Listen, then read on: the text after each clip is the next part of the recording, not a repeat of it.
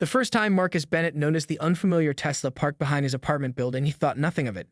The second time, he paused. By the third time, when he spotted the extension cord snaking from his outdoor outlet to the sleek white vehicle, Marcus's curiosity transformed into disbelief.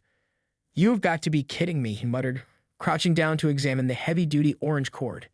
It had been carefully concealed behind potted plants along the narrow walkway that separated his ground-floor unit from the parking area. Someone had deliberately hidden it to avoid detection.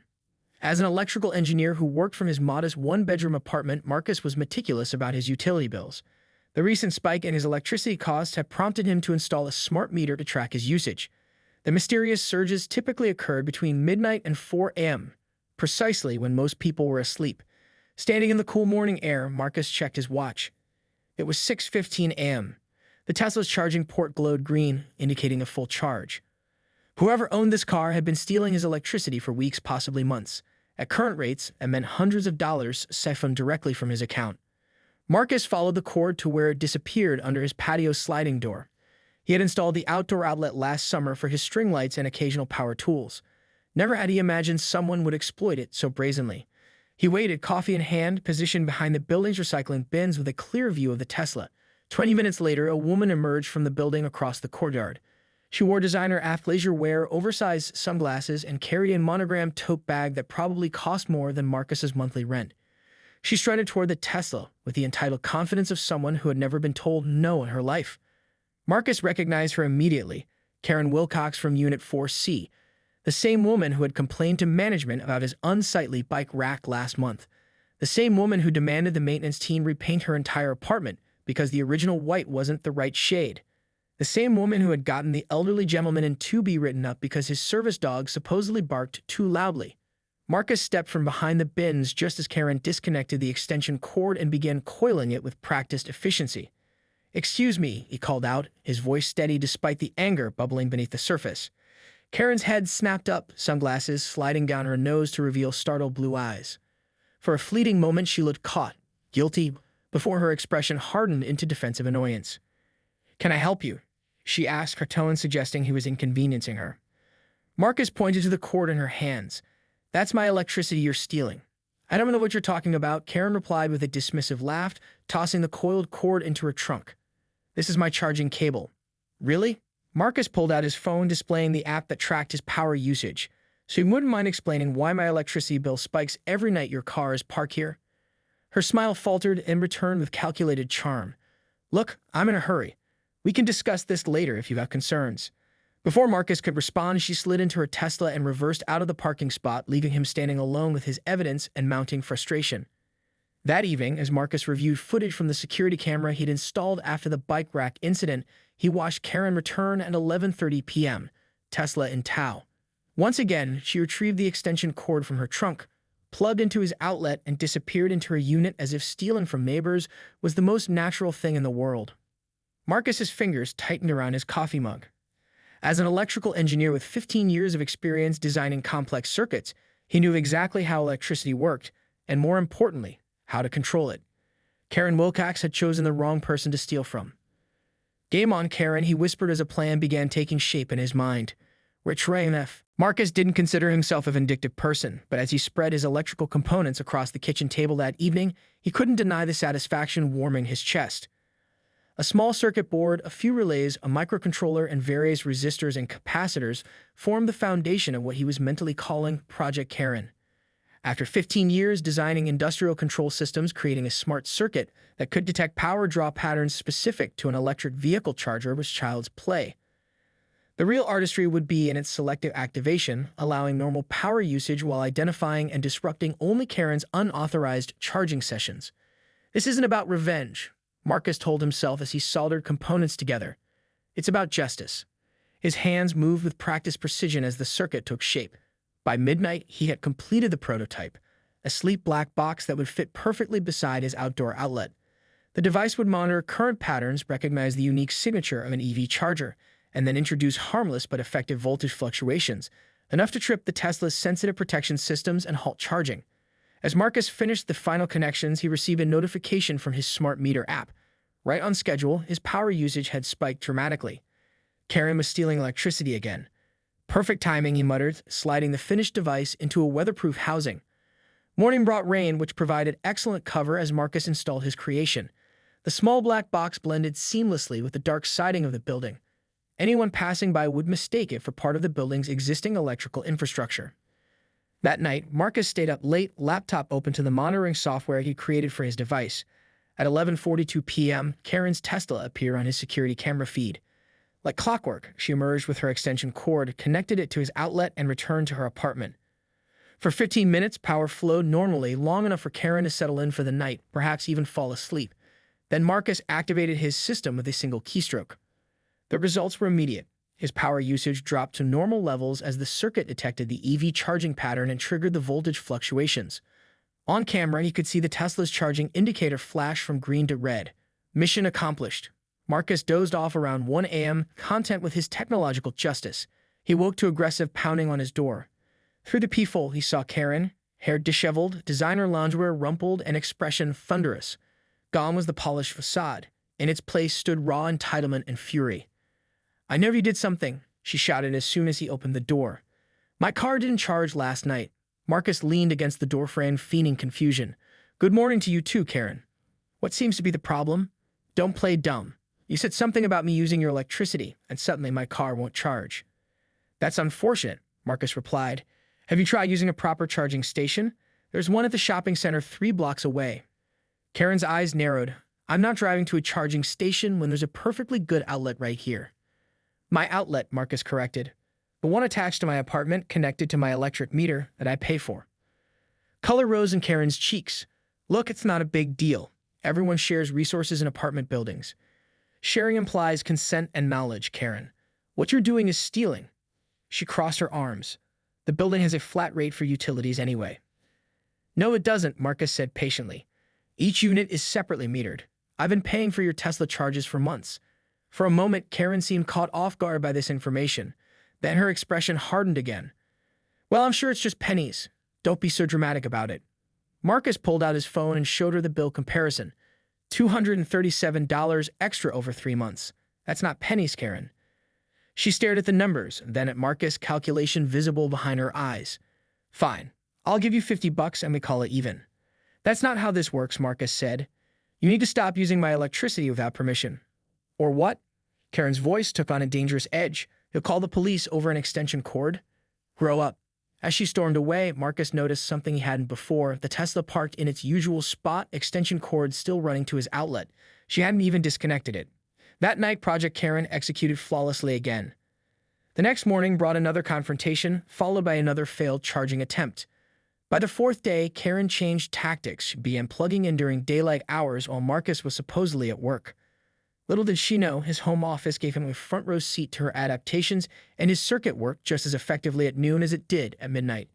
The game was only beginning, and Marcus was prepared for a long match. The community room of Oakwood Apartments had never felt so small. Marcus sat alone on one side of a folding table, while across from him sat 3 people: Laura Chen, the building manager, Steve from maintenance, and David Wilcox, whose expensive suit and perfect haircut screamed corporate authority. "Thank you for joining us, Mr. Bennett," Laura began. "We've received some concerning reports about electrical irregularities associated with your unit." David Wilcox leaned forward, hands clasped on the table. "As the regional director for Pinnacle Property Group, I take safety issues very seriously. Unauthorized electrical modifications represent a significant liability." Marcus nodded calmly. "I completely agree. Safety should be our top priority." "Then you understand our concern," David continued. "Ms. Wilcox has reported inconsistent electrical output from the exterior outlet connected to your unit. Given your professional background, we have reason to believe you may have modified standard electrical equipment." The way he emphasized professional background made it sound like an accusation rather than a qualification. Marcus opened his laptop. "I'd like to address these concerns directly, if I may."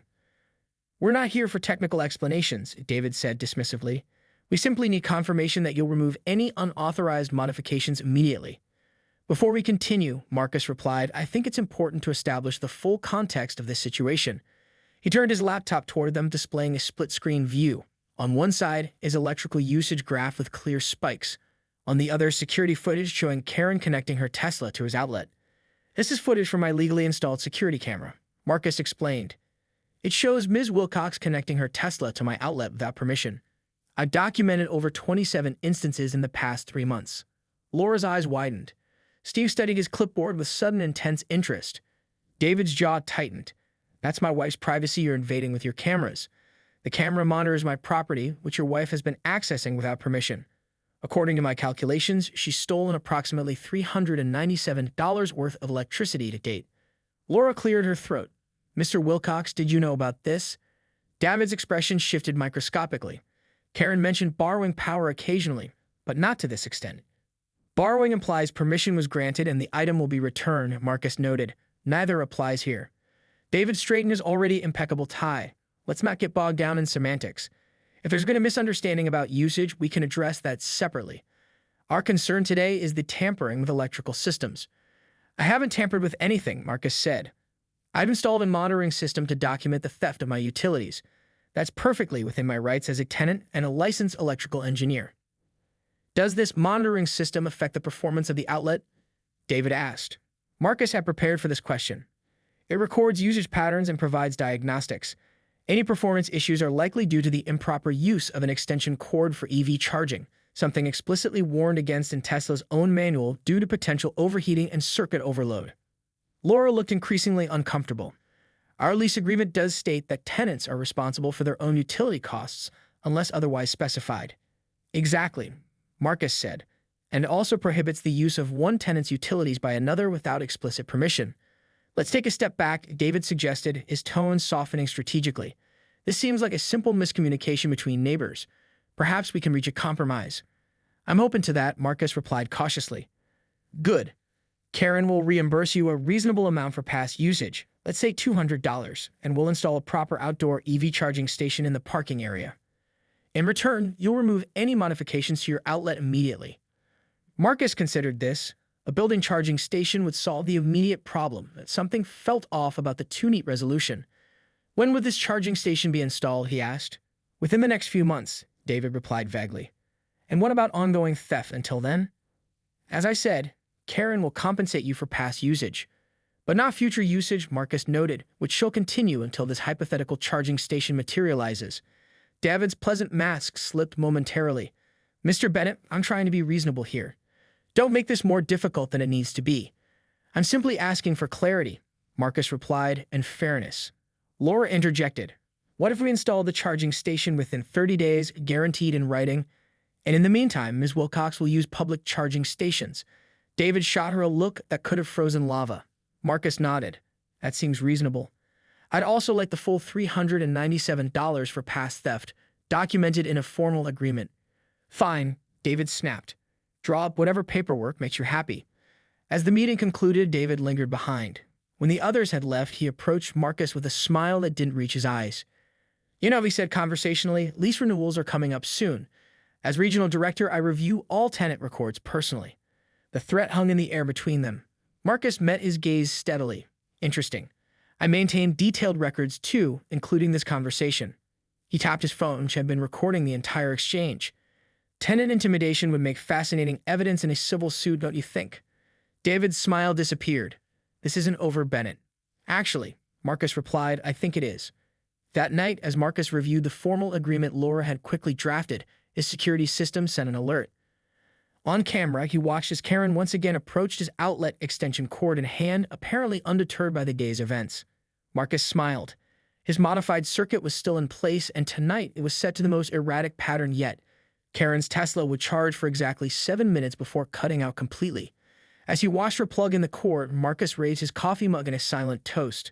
Charge not, want not, Karen. A week into their silent war, Marcus noticed a concerning development. Karen had recruited an ally, the building's maintenance man, Steve. From his kitchen window, Marcus watched as Karen gesticulated wildly, pointing between her Tesla and his outdoor outlet, while Steve nodded sympathetically. This isn't good, Marcus muttered, watching Steve examine the outlet with a voltage tester. Later that afternoon, a knock on his door confirmed his suspicions. Mr. Bennett, Steve said, clipboard in hand. We've received a complaint about electrical issues in your unit. Marcus leaned against the doorframe. Is that so? Ms. Wilcox reports power fluctuations when using the outdoor outlets, said it might be affecting the whole building's electrical system. Steve glanced down at his clipboard. Mind if I take a look? Marcus led Steve to the patio, acutely aware that his revenge circuit remained concealed beside the outlet. Help yourself. Everything should be up to code. I installed it myself. Steve knelt to examine the outlet, oblivious to the small black box. You installed this? Building policy requires maintenance to handle electrical modifications. I'm a licensed electrical engineer, Marcus replied. I filed the proper paperwork with management. Steve checked the outlet with his meter. Voltage looks normal right now. Of course it does, Marcus said, carefully keeping his tone neutral. The problems only happen when someone tries to draw excessive current, like, say, charging an electric vehicle. Steve's expression shifted. Ms. Wilcox mentioned her car. Let me guess she didn't mention she's been stealing my electricity for months. Steve straightened up, discomfort evident on his weathered face. Look, I don't want to get in the middle of neighbor disputes. It's not a dispute, Steve. It's theft. I have the bills and security footage to prove it. Steve sighed, running a hand through his thinning hair. Between us, she's complained about half the building. But management says we have to investigate every report. I understand. Check whatever you need to. Steve tested the outlet again. Everything reads normal. But if there are fluctuations, I'll handle it, Marcus assured him. Electrical safety is my profession, after all. After Steve left, Marcus knew he needed to adjust his approach. Karen was escalating, which meant he needed a more sophisticated countermeasure. That evening, he modified his circuit. Rather than simply disrupting the charging process, the new design would allow charging to proceed normally, but at a crawling pace. The Tesla's display would show it was charging, but after 8 hours, it would have gained only a fraction of its usual range. Not enough to trigger an investigation, but just enough to drive Karen slowly mad. 3 nights later, Karen cornered Marcus in the building's laundry room. What did you do to fix your outlet? She demanded, arms crossed tightly. Marcus measured laundry detergent with deliberate precision. I don't know what you're talking about. My car's charging again, but something's still wrong. It takes forever. Marcus said, feigning disinterest. Maybe it's your charging equipment. Those extension cords aren't rated for continuous EV charging, fire hazard. Karen's eyes narrowed. You know exactly what's happening. What I know, Marcus replied, closing the washing machine, is that you're still stealing my electricity. The fact that you're getting less of it seems like a fair compromise until you decide to use a proper charging station. This is harassment, Karen snapped. I could report you. For what? Making my own electrical outlet less efficient for theft? Marcus leaned against the washing machine. While you're reporting things, maybe explain to the police how you've been stealing utilities. I'm sure they'd be fascinated by my security footage. Karen's mouth opened, then closed. For the first time, uncertainty crossed her face. You wouldn't. I didn't want this conflict, Karen. You created it by taking something that wasn't yours. She stormed out, laundry apparently forgotten. The next day, Marcus returned from a grocery run to find a notice taped to his door. The building management requested a meeting regarding unauthorized electrical modifications and resident complaints. Inside his apartment, Marcus collapsed onto his sofa. This was getting out of hand. Karen clearly had connections with the property management company, perhaps a friend or relative on staff. He was in the right, but fighting building management could jeopardize his lease. As he contemplated his options, his phone chimed with an email notification. It was an automated alert from his security camera. Motion detected at his patio door. On his phone screen, Marcus watched in disbelief as Karen, accompanied by a man in a suit, pointed to his outlet while animatedly explaining something. The man nodded, took photos with his phone, and made notes on a tablet. That's it, Marcus muttered. Time to go nuclear. He spent the night creating his masterpiece, a sophisticated monitoring system that would document every instance of power theft with time-stamped records, calculate the exact amount of electricity stolen, and compile video evidence into a single damning presentation. But the true stroke of genius came when he added one final feature. The circuit would now randomly alternate between normal charging, slow charging, and no charging at all. There would be no pattern, no consistency for Karen to adapt to. Some nights her car would charge perfectly, giving her false confidence. Other nights, nothing. The psychological warfare of unpredictability would be far more effective than any consistent obstacle. As dawn broke, Marcus installed his creation and wiped away all evidence of tampering. That afternoon, he would attend the management meeting armed with irrefutable evidence and a righteous cause. What he didn't anticipate was the identity of the man in the suit, David Wilcox, Karen's husband, and the newly appointed regional director of the property management company that owned their building. The game had just changed dramatically.